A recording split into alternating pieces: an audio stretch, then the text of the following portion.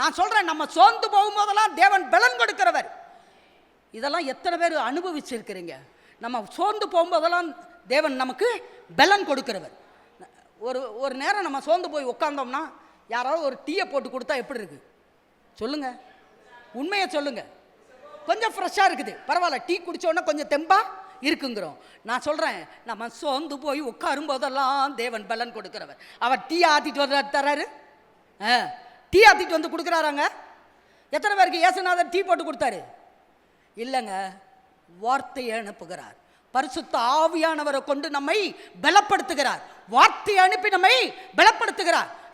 சோர்ந்து போகிறவனுக்கு பலன் கொடுக்கிற தேவன். சத்தம் போட்டு சொல்லுங்க, சோர்ந்து போகிற எனக்கு பலன் கொடுக்கிற தகப்பன். சோர்ந்து போகிற எனக்கு பலன் கொடுக்கிற தகப்பன். சோர்ந்து போகிற எனக்கு பலன்